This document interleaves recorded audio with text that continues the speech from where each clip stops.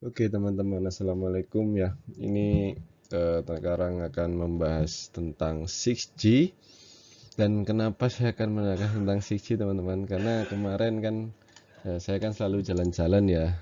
Niat saya itu eh, cuma beli kamera ini GoPro 11. GoPro 11 ini kan dari kemarin kita jalan-jalan kan di video-video sebelumnya itu mencapai 300 lebih video, ternyata subscribernya melebihi 100. Dan iseng-iseng berhadiah ini ternyata ada satu yang mengejutkan teman-teman. Apa itu? Nah, saya itu iseng ini ngerekod kan Presiden Huawei di Skotlandia itu lagi presentasi tentang apa? Tentang ini, tentang signal 6G ini. Apa ini signal 6G ya, meskipun hanya 30 detik pertama itu sudah tinggal 30%. 1 menit tinggal 8% di analis di statistiknya, tapi ternyata banyak yang ngeklik. Mungkin karena itu bahasa Inggris, lalu presentasinya kurang bagus, maka dari itu saya membuatkan presentasi yang bahasa Indonesia yang semoga lebih bagus ini ya ntar lagi. Nah,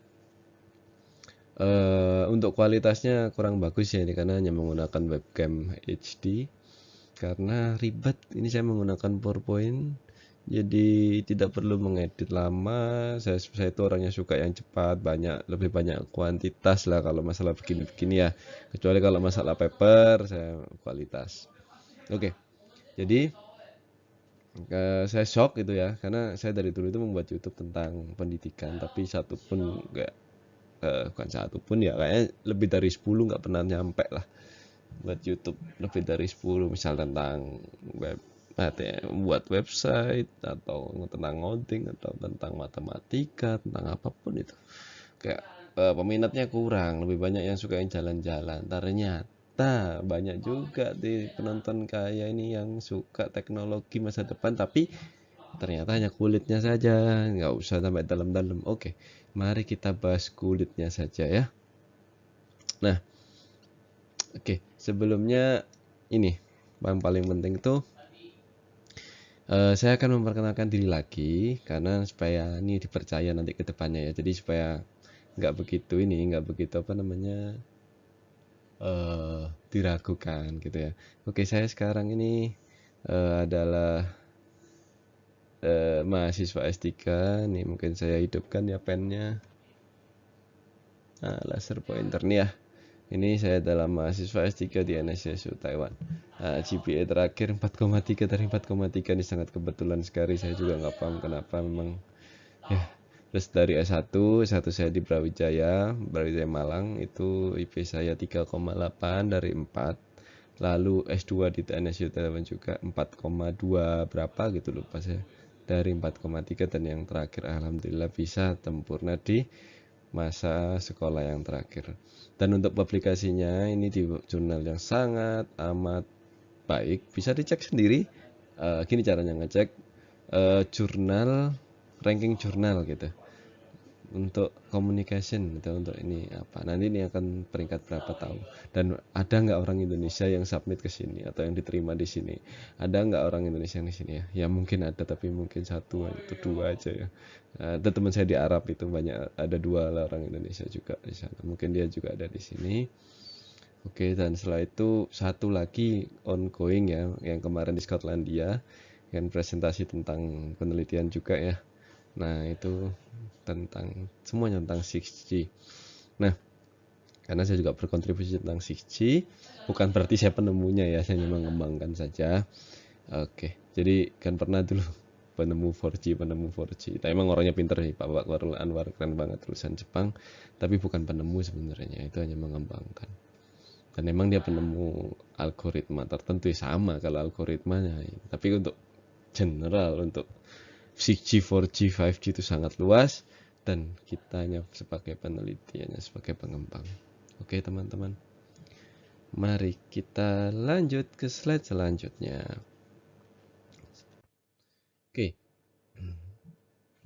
sekarang kita bahas dulu dong tentang apa itu 1G atau generasi pertama dari sinyal telekomunikasi gitu kan ya. Nah, sekitar tahun 1980-an. Ini bukan pasti sini ya. Nanti kalau misal bisa dicek lagi. Ada tahun 78 kalau nggak salah, terus 79 baru 78 lah. Ini supaya angkanya enak aja lah, dibuat 80-an gitu. Tahun 80-an baru di launching atau diluncurkan itu tentang ini ya. Apa? Telepon kabel. Nah, ini hanya bisa untuk telepon. Saya belum lahir ini. Satu, selanjutnya, nah di tahun ketika tahun 90-an ketika saya sudah lahir, ini sudah tuh akhirnya ada 2G atau 2G atau di Indonesia ya ada kok. Dulu saya kecil ada yang punya HP. Udah sampai Indonesia ini.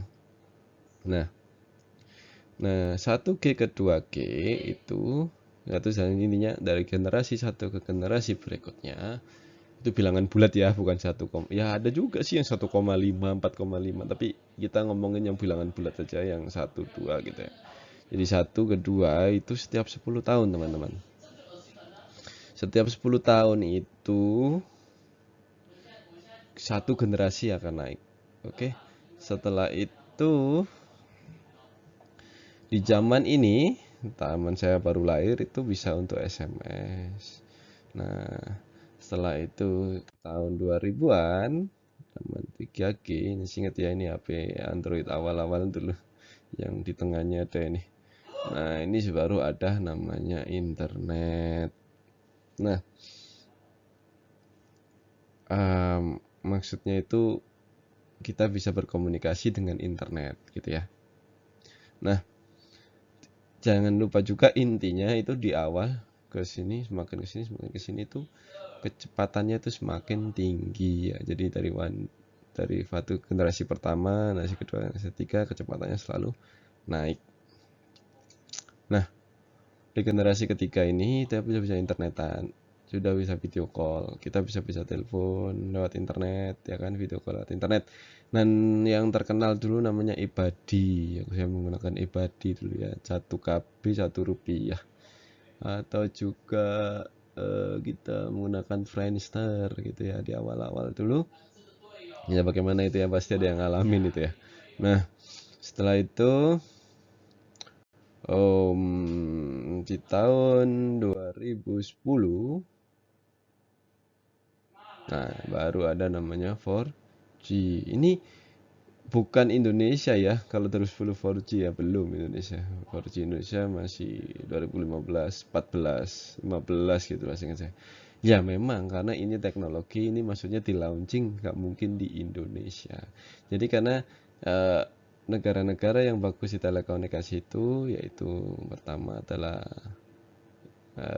negara Amerika. Ya nggak tahu ya rankingnya, bisa dicek sendiri. Tapi setelah sama saya conference, sama saya membaca paper itu orang-orang yang berkecimpung di dunia seperti ini tuh negara Cina, Amerika, Taiwan, Rusia tapi nggak begitu banyak. Eropa itu nggak begitu banyak juga.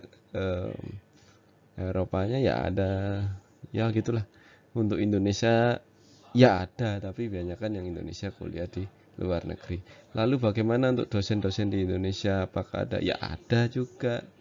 Yaitu seperti Pak Khairul Anwar yang di Universitas Telkom bagus ya, yang dulu pada penemu 4G itu kan.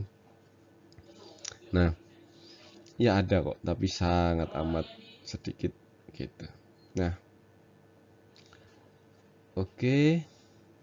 Setelah itu ini apa 4G. Nah, di 3G tadi kita kan nggak bisa tuh video call rame-rame. Nah, di 4G ini kita sudah bisa zoom gitu kan, kita sudah bisa multi user, kecepatan lebih tinggi, lalu apa lagi, oh ya bisa main game together, main game bersama-sama. Oh ya maaf, ini rame ya, ini di lab saya teman-teman.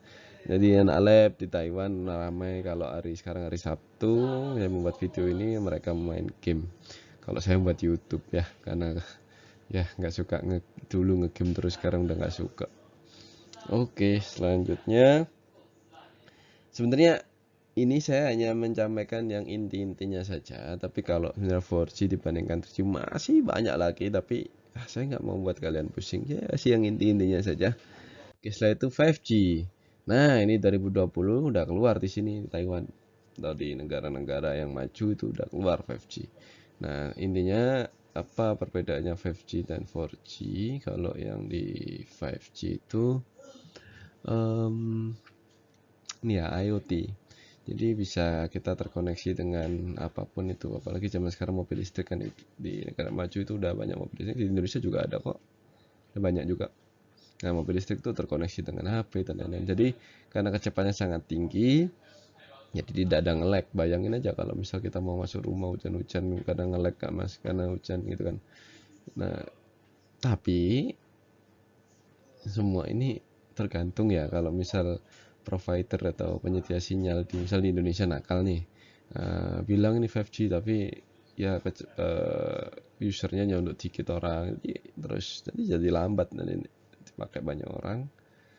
Jadi ya jelek juga kalau misal ya sesuai standar luar lah ya maksudnya ya, karena di Indonesia dari dulu juga bilang 4G tapi kecepatannya kayak 3G dulu gitu kan saya ngalamin. Tapi kalau di sini benar-benar kencang teman-teman, untuk download tuh sangat cepat ya. Nah, lalu perbedaannya dari awal ke akhir, semakin kita cepat tingginya itu antena, misalnya ini antena yang hijau ini sama antena yang lain, misalnya ini HP kita hijau, sorry, user titik gitu ya, titik aja gitu kayak GPS. Nah, ini antenanya, antena 5G itu kotak teman-teman. Nah, misal kotak seperti ini ke sini itu, nah ini semakin dekat. Jadi kalau semakin kenceng sinyalnya, jaraknya semakin dekat gitu.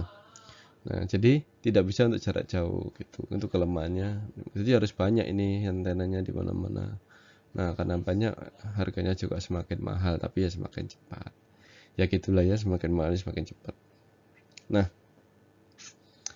ini sekarang kita membahas yang kedepannya yang paling penting kan 6G. Nah, 6G yuk kita bahas. Nah, untuk membahas 6G mari kita putar ini ya. Mari kita putar video ini. Tapi untuk memutar video ini, nah ini. Nah, di video ini terlihat teman-teman bahwa ini itu saya pause ya. Nah, ini itu pemancar sinyal yang saya bilang tadi bahwa semakin tinggi generasinya, maka jaraknya juga akan semakin dekat. Beda sama dulu ini kan cuma antar komplek aja ya, sudah ada mancar ini saling terintegrasi gitu.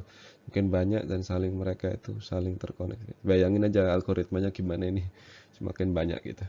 Nah, kami di sini itu sebagai pencipta, pengembang algoritmanya seperti itu. Nah, oke. Bayangin sekarang ini yang paling menarik ya tentang kemacetan. Ini untuk mengatasi kemacetan. Nah, bayangin ini macet ya, ini semua lampu merah, di sini macet, di sini macet, di sini macet. Ini biasanya Pak Polisi nih ya yang pusing, ini ya, Kemenhub juga. Nah, Kemenhub ini pusing kan. Nah, ini macet di mana-mana. Terus ini bagaimana solusinya gitu kan. Nah, bayangin teman-teman, di tahun 2030 nanti atau sekitaran gitu ya. Kan sudah banyak tuh yang pakai mobil listrik. Makanya kenapa banyak pemerintah juga menganjurkan mobil listrik. Nah, ya mobil listrik itu sangat mudah dikontrol teman-teman. Dan mobil listrik itu tidak hanya HP ya, untuk kita itu komunikasi itu hanya HP, bisa drone, bisa apa aja, bisa komunikasi CCTV, nanti bisa mesin pel yang otomatis bergerak, bisa juga mobil ini juga bisa. Jadi apapun yang bergerak, mobile device namanya. Nah, atau device yang bergerak, atau ya itulah gadget yang bergerak. Nah, kita bisa lihat kemacetan ini bisa loh kita ini selesaikan. Kenapa? Ini hanya seperti game akhirnya, teman-teman. Jadi setiap bayangin mobil ini kan semua punya GPS tuh. Nah, kan, dan sinyalnya udah kenceng-kenceng tuh, punya kamera, sensor kamera masing-masing kan. Nah, dengan sinyal yang sangat kencang atau di 6G ya. Dengan sinyal yang lebih kencang nanti kita itu ini dari Komart ya, bukan dari saya. Nah, kita itu ini ya, misal kita bisa misal di sini kita itu sudah tidak perlu ini lagi, kita sudah tidak perlu pusing lagi, tinggal nonton aja nanti seperti game. Nah, nanti seperti ini.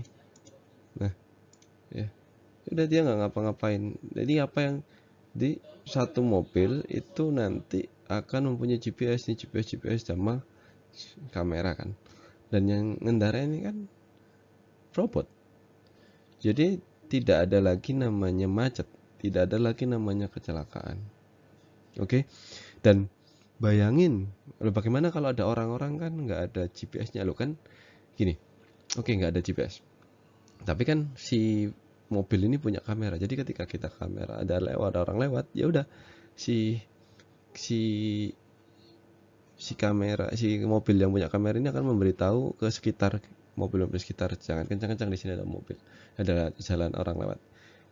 Jadi saling memberi informasi dengan itu, dengan sangat sinyal yang sangat cepat. Misal kecepatan mobilnya itu kalah dengan kecepatan kita berkomunikasi, akhirnya kecelakaan bisa dihindari. Seperti itu ya gampang-gampang logikanya. Oke.